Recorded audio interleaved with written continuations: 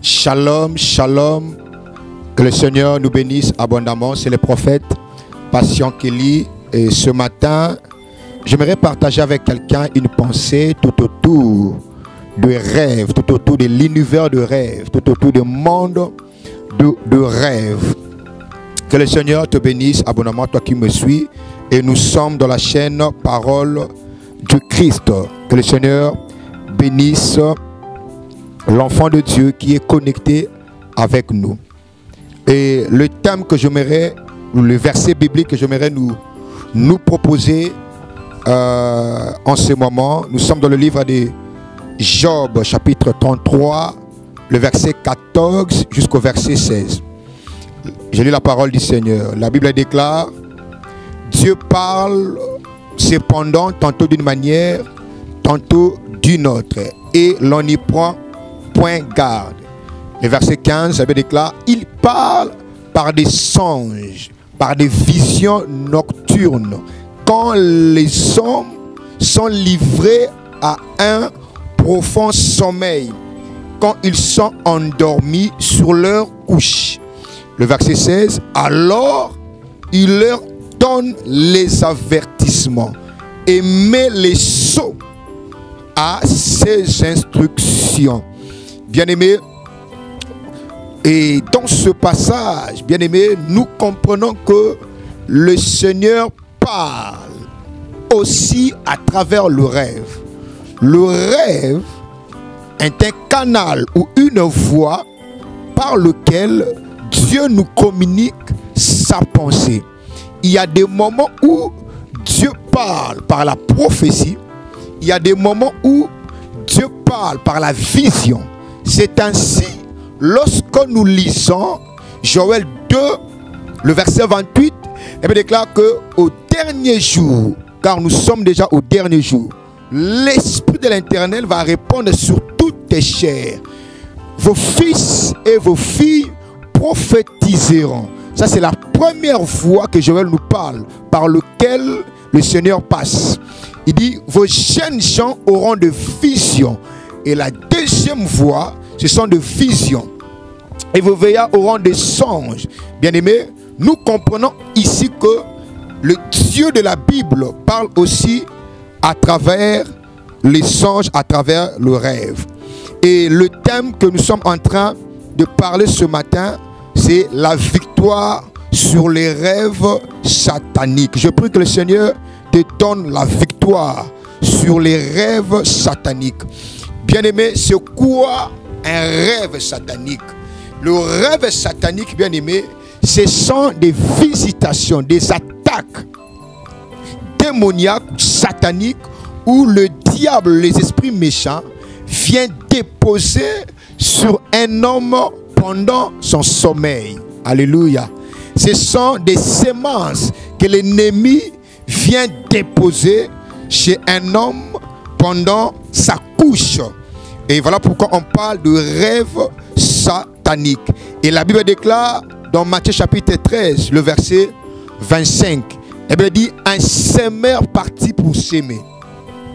Et lorsqu'il a sémé, elle dit: pendant la nuit, son ennemi vint s'aimer aussi une mauvaise herbe, là où le semeur avait semé l'ivraie. Cela veut dire que le semeur ici, c'est Christ. Christ est sorti de l'éternité, il est venu dans le temps. Il a semé quelque chose de bien dans ta vie. Il a semé une bonne sémence.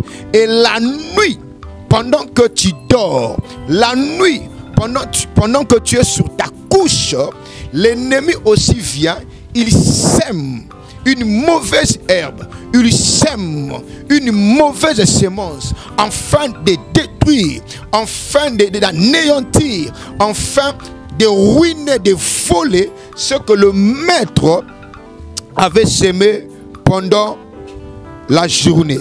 Et nous avions dit: toute sémence spirituelle a des conséquences dans le monde physique. Ce que l'ennemi a sémé dans le rêve satanique a aussi des répercussions dans le monde physique. C'est ainsi, bien-aimé, plusieurs destinées de plusieurs personnes ont été bloqués, ont été massacrés à travers le rêve. Pourquoi le diable a choisi le moment de rêve pour venir attaquer ta destinée? Parce que vous allez être d'accord avec moi, le diable n'a rien créé.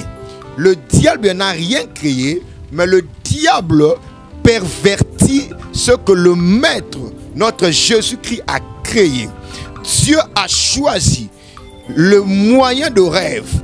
Dieu a choisi le canal de rêve pour nous parler, pour nous avertir, pour nous orienter. Mais le diable utilise le même moyen, non pour nous avertir, mais pour détruire nos destinées. Je prie au nom puissant de Jésus-Christ, si quelqu'un a été victime, ou bien si tu es victime de mauvais rêves, que Dieu, à travers cette vidéo, t'accorde la victoire au nom de Jésus. Bien-aimé, quelques exemples de rêves sataniques. Lorsque dans ta vie, tu rêves que tu es en train de manger la nuit, tout manger dans le rêve symbolise, bien-aimé, que le diable est en train d'empoisonner ta vie spirituelle. Manger la nuit, bien-aimé, ce n'est pas un bon rêve. Tout manger dans le rêve, cela explique que la personne, on est en train de l'initier, soit dans la sorcellerie, soit on est en train d'introduire dans le repas une maladie au niveau de son corps. Et lorsque dans ta vie, que tu rêves que tu es en train de manger la nuit, bien aimé, il faut chercher la délivrance. Pourquoi? Parce que toute personne qui rêve qu'il est en train de manger la nuit, vous allez vous rendre compte, même sa vie spirituelle devient lourde. Même sa marche avec Jésus-Christ aura beaucoup de problèmes. Parce que la nuit, on le fait manger la sorcellerie.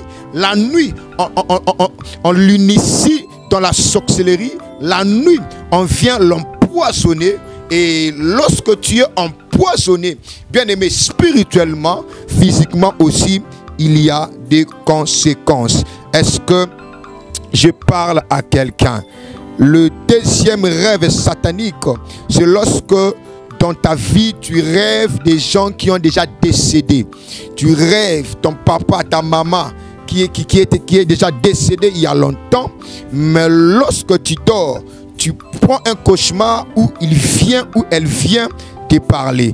Bien aimé, lorsque tu rêves quelqu'un qui est déjà décédé, cela annonce qu'il y a l'esprit des morts qui est en train de sillonner. Cela annonce que la personne ou la famille est en train d'être réclamée par l'esprit de mort. Et très souvent, le rêve où on voit des personnes décédées, très souvent ça vient à partir de minuit.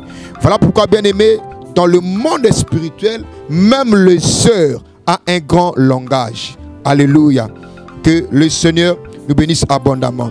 Le troisième rêve satanique, lorsque tu rêves que tu es en train d'allaiter.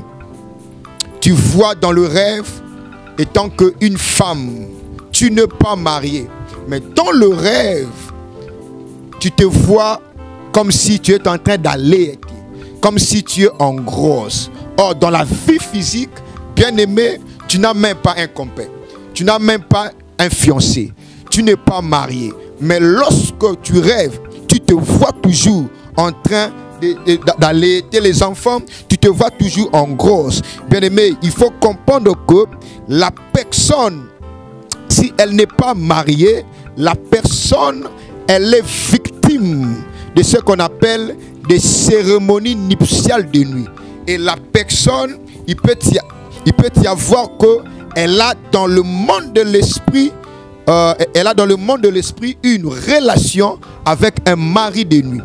Et la personne qui est victime de ce rêve ou qui est victime de ces choses, même dans sa vie physique, aura du mal à rester longtemps dans une relation. Pourquoi? Parce que la nuit, elle est déjà mariée. Pourquoi? Parce que la nuit, elle est déjà en relation avec quelqu'un. Et très souvent, les maris de nuit ou des femmes de nuit sont des démons qui sont très jaloux. Alléluia. Et le troisième ou le quatrième rêve satanique que je prends comme ça, lorsque tu rêves, tu es en train de retourner à l'école. Tu fais un rêve où tu retournes à l'école, là où tu as déjà passé, là où tu as déjà étudié.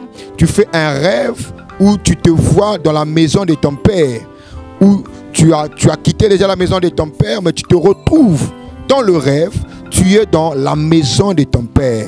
Bien-aimé, cela annonce que la personne, elle est victime de ce qu'on appelle la rétrogradation.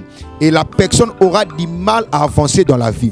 Pourquoi? Parce qu'à chaque fois dans le monde spirituel, sa progression, sa réussite, elle est réclamée. Alléluia. Et la personne aura du mal à avancer dans tout ce qu'il fera. Pourquoi? Parce que dans le monde de l'esprit, on est en train de lui réclamer. La maison de son père est en train de lui réclamer. Et la deuxième chose par rapport à ça, il faut comprendre que dans le monde spirituel, la maison de ton père peut aussi te réclamer. Là où tu as dormi, là où tu as passé assez longtemps, ça peut aussi te réclamer. C'est ainsi, si tu sors de la maison de ton père, il faut prier que dans le monde spirituel, tu puisses aussi sortir. J'aime une chose que Dieu est en train de dire à Abraham dans Genèse chapitre 12. Il dit, sors de ta patrie, sors de ton pays, sors de la maison de ton père. Bien-aimé, lorsque quelqu'un est déjà sorti de sa patrie, littéralement, il est déjà sorti de la maison de son père. Mais Dieu, tellement il est le maître, il a maîtrisé le réalité spirituelle. Dieu a compris que c'est possible de sortir de la maison de ton père physiquement, mais être encore lié spirituellement de la maison de ton père. Voilà pourquoi Dieu a dit à Abraham, sors de ta patrie, sors de ton pays, mais sors aussi de la maison de ton père. Parce que c'est possible que quelqu'un se retrouve en France physiquement, mais spirituellement, il est encore dans son pays natal. C'est possible. Voilà pourquoi lorsque tu sors physiquement, prie à Dieu que tu sors aussi physiquement.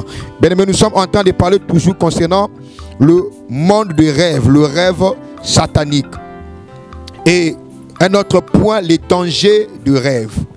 Premier point, les dangers des rêves, c'est l'absence de rêve. Les dangers des rêves, c'est l'absence de rêve. Notez ça. Ne jamais rêver est un danger pour sa vie. Quelqu'un qui ne rêve pas, quelqu'un qui ne reçoit pas de rêve, parce qu'en réalité, celui qui ne rêve pas vit dans l'obscurité. Parce que le domaine de rêve, c'est un domaine des avertissements. Et le danger, c'est quoi? C'est lorsque tu ne rêves pas.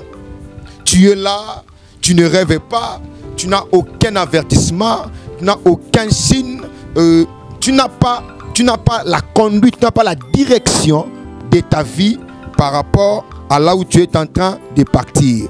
Car celui qui ne rêve pas vit dans l'obscurité. Le deuxième danger, c'est oublier ses rêves. Daniel chapitre 2, le verset 1 à 5. Oublier ses rêves. La Bible nous montre dans le livre de Daniel, le roi Nabuchodonosor a eu un rêve pendant la nuit. Et le matin, il s'est rendu compte qu'il a tout oublié. Alléluia. Et lorsqu'il a tout oublié, comme c'est le roi Nabuchodonosor, il a maîtrisé la réalité spirituelle. Et la Bible montre que le matin, le roi a convoqué tous les intellectuels du pays. Le roi a convoqué tous les sages. Il a convoqué tous les magiciens. Et la chose qui est en train de m'étonner, à cause du fait qu'il a oublié un simple rêve, à cause, parce qu'il a oublié son rêve, il a convoqué de manière d'urgence le conseil de sécurité. Il a convoqué de manière d'urgence le conseil des ministres pour qu'on lui rappelle le rêve qu'il a fait la nuit. Bien-aimé, il faut comprendre ici que ne négligez pas vos rêves. comment un simple rêve que le roi a oublié. Et il a convoqué les sages du pays pour nous dire, un rêve qui est oublié peut être aussi manipulé. Oublier ses rêves, c'est être manipulé pendant la nuit. Qu'est-ce qui se passe dans le domaine spirituel? Pourquoi tu oublies le rêve? Parce que le matin, il y a des gens. Il y a des gens, le matin, ils se rendent compte que la nuit, il avait rêvé. Mais il ne sait pas exactement de quoi est-ce qu'il avait rêvé. Qu'est-ce qui se passe? C'est que dans le domaine de rêve, Dieu vient te parler. Dans le domaine de rêve, Dieu va te donner des instructions. Alors, comme le diable, la Bible déclare dans Jean chapitre 10, 10, il vient pour voler, égorger et détruire. Et la nuit, il fait en sorte que tu ne te rappelles pas de ce que tu as rêvé la nuit, le matin. Et ce que le diable fait, il fait ce qu'on appelle lavage des cerveaux démoniaques. Il vient la nuit te laver les cerveaux pour que le matin, tu ne te rendes pas compte de ce que tu avais rêvé la nuit. Et la Bible dit encore que le roi Nabuchodonosor avait dit que le sommeil l'avait quitté. Parce que le rêve satanique, ce sont des rêves, très souvent, ça nous coupe le sommeil. Ça vient couper le sommeil la nuit. Et le roi Nabuchodonosor a vécu ça. Le sommeil le quitta. Il a sursauté à cause du rêve. Il a sursauté la nuit. Parce que c'était un rêve terrifiant. C'était un rêve qui était en train de représenter la destinée de sa vie et de sa nation. Alléluia. Et le troisième danger de rêve, c'est lorsque tu rêves et que tu n'as pas d'interprétation. Un rêve sans interprétation est comme une lettre non ouverte. Lorsque nous regardons dans Genèse chapitre 41, la Bible parle de Pharaon.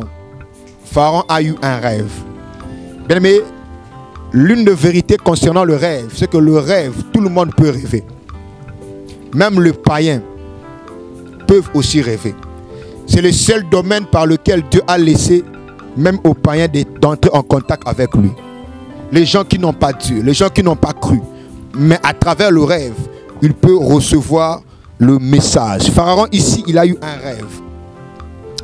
Et différemment de Nabuchodonosor, Pharaon sait ce qu'il avait rêvé la nuit. Il connaît ce qu'il avait vu la nuit. Mais son problème, il ne connaît pas l'interprétation. Il a vu le rêve. Il a les éléments qu'il avait vus la nuit.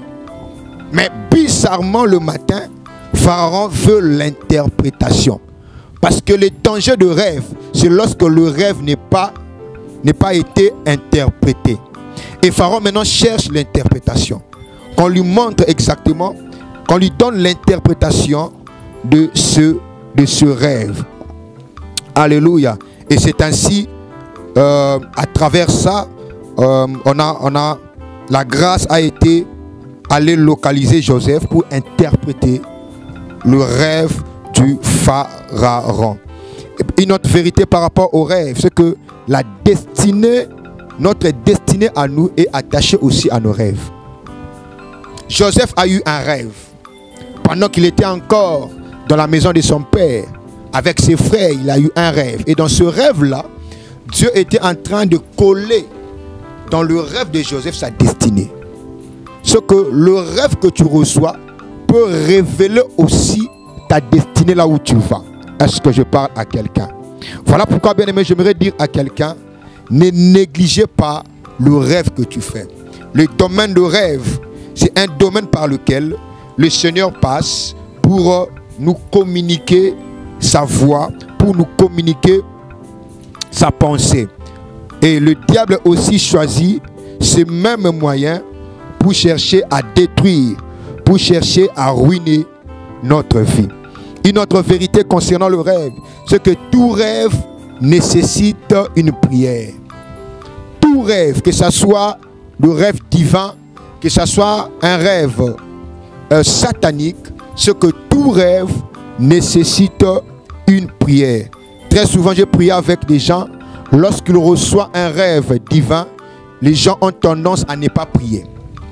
Lorsqu'ils reçoivent un rêve qui a beaucoup de promesses, les gens négligent très souvent la prière. Mais lorsque la nuit, ils reçoivent un rêve satanique, les gens ont tendance à chercher la délivrance, ont tendance à chercher la prière. Bien aimé, tout rêve nécessite une prière. J'aimerais vous raconter l'histoire d'Abraham. Dans Genèse chapitre 15, Abraham reçoit la promesse que sa descendance va être dans la servitude dans une nation étrangère. Et sa descendance dans la servitude va faire 400 ans. Et Abraham n'avait pas prié. Parce que Abraham s'est rendu compte que ce que Dieu a dit, ça va arriver. Mais lorsque nous lisons quelques années plus tard, au lieu de faire 400 ans, comme le Seigneur l'avait dit, et dans Exode, eh bien, montre que le peuple de Dieu, qui devait faire normalement 400 ans dans l'esclavage, ils ont fait 430 ans. Alléluia. 30 ans, 20 ans, pourquoi? Parce que Abraham n'avait pas prié. Alléluia. Mais lorsque nous lisons l'histoire de Daniel, Daniel s'est rendu compte qu'il a consulté le livre de Jérémie. Il s'est rendu compte que la période par laquelle Dieu avait décidé que son peuple puisse quitter Babylone avait sonné. Et Daniel est allé prier. Et lorsqu'il a commencé à prier, il a constaté que pendant 21 jours, le roi des Perses avait bloqué la visitation de son peuple. Comment Daniel a su ça dans la prière? Et lorsque tu reçois un rêve qui a plein de promesses, bien aimé, ne négligez pas la prière. Parce que le diable ne peut pas combattre ce que Dieu a dit dans ta vie. Mais le diable a la force, la capacité de combattre l'accomplissement de ce que Dieu a dit dans sa vie. En fait, Daniel se rendit compte pendant 21 jours, ils étaient en retard. Parce que l'ange lui a dit, dès le jour où tu as commencé à prier, Dieu avait déjà exaucé. Mais pendant 21 jours, le roi de Perse a bloqué, a résisté la visitation du peuple de Dieu. J'aimerais dire à quelqu'un, tout rêve nécessite une prière. Et la dernière vérité, c'est que tout rêve est révélateur de vérité. Le rêve est révélateur de vérité. Genèse chapitre 20, le verset 2 à 3. Ça nous parle d'Abimelech. Abimelech. Et dans cette histoire, vous allez vous rendre compte que Abimelech a été trompé. On lui a trompé. Abraham a dit de Sarah que c'était sa sœur. Mais la nuit, Dieu est venu dire à Abimelech, la femme que tu as prise là, c'est la femme d'un prophète. Comment Abimelech a su ça? C'est à travers le rêve. Bien aimé, dans le rêve, Dieu vient nous révéler des vérités. Il y a certaines vérités, les gens ne sauront pas te les dire. Il y a certaines vérités de ta famille, tu ne sauras pas le comprendre comme ça. Mais à travers peut-être le rêve, le Seigneur peut te révéler des vérités concernant ta famille, concernant ta destinée, concernant les gens qui veulent ton malheur.